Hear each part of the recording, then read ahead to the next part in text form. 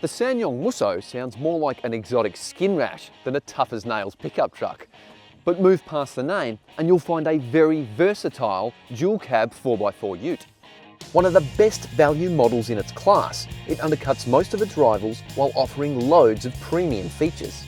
Question is, should you take a chance on this Korean-built ute or go with an established brand? Let's find out.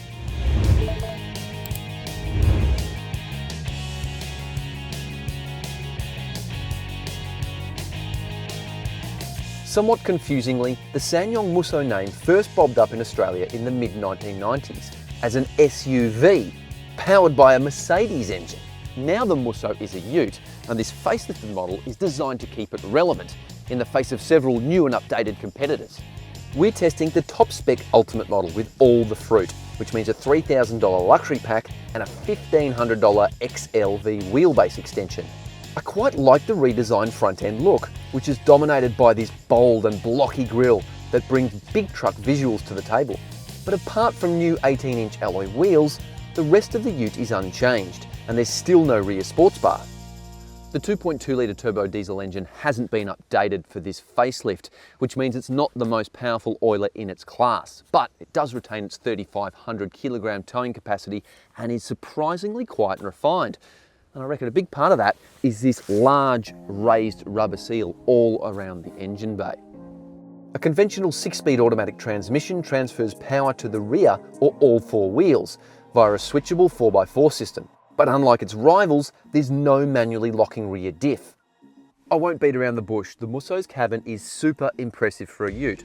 It has one of the widest and most comfortable interiors in its class and is packed to the gunnels with premium features and loads of technology too. It looks sharp, fit and finish is solid, quality materials are used, and the overall design is thoroughly modern. The heated steering wheel has tilt and reach adjust, and along with the power operated seats, it makes finding a comfortable position really easy. And there's even lumbar adjust as well. The Napa leather seat upholstery is super nice, and this top spec model gets heated and cooled front seats, which are unique in this segment. Factor in dual zone automatic climate control and you'll always have the cabin humming at the right temp.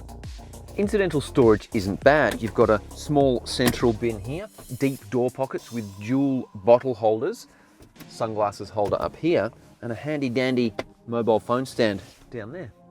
There's also twin spring-loaded cup holders and even an ashtray and a ciggy lighter. You get one USB port, an AUX input and 12-volt socket.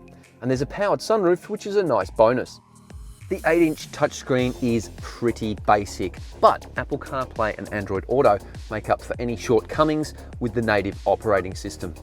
The 7-inch driver's display looks good, with a high resolution, plenty of functionality, and lots of useful info. Together with the reversing camera, there's a fairly crisp 360-degree surround view system, and even a 3D mode that helps take the stress out of parking this 5.4 metre long Leviathan. Front and rear parking sensors are also part of the package. The Korean ute has an impressive level of safety systems along with 6 airbags, but it misses out on things like adaptive cruise control and active lane assist, which are kind of handy when you're driving home exhausted. There's also no independent safety rating from ANCAP, which is not helpful. Backseat room and especially comfort is really good for a dual cab ute, and I love the Napa leather seats have carried over. Headroom is good, legroom is pretty good too, and these upright windows give you a really good view around you, creates an airy feeling, and it almost feels better than some SUVs back here. While there's no USB ports back here, there are individual air vents and heated seats. There's a fold-out armrest and heaps of underseat storage too. You've got multiple grab handles, 3 top tether and 2 ISOFIX child seat anchorages. As the only factory-delivered ute available with a stretch wheelbase, this XLV model has the longest tray in its class at 1600 millimeters. It's long. But because of this up-spec model's rear coil springs instead of leaf springs, it has a subpar 880 kilogram payload, and we know from previous tests the rear squats under heavy loads as a result. The tow ball is mounted quite low, but SsangYong claims it'll haul a genuine 3.5 tonne trailer with a 350 kilogram tow ball load. All right, my favorite part, drive time. Cue the upbeat music.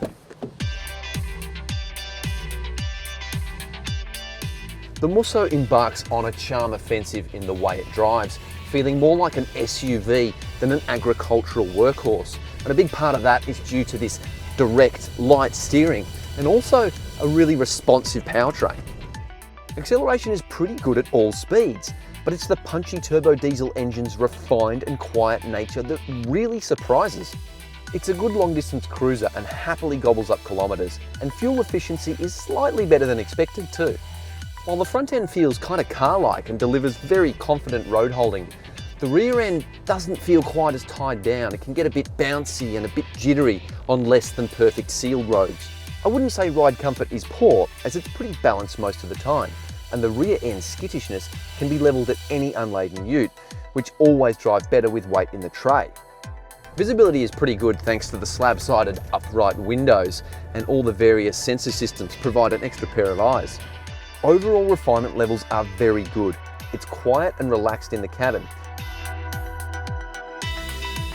It's happy as Larry on gravel, gliding along with ease and providing sure footing and a predictable attitude, especially in four-wheel drive mode.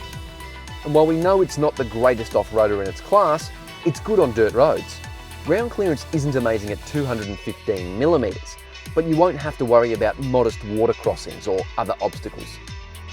The SsangYong by no means offers class-leading ride and handling dynamics, and can't hold a candle to the Ford Ranger, but it is one of the more refined vehicles in its class and has impressive comfort levels.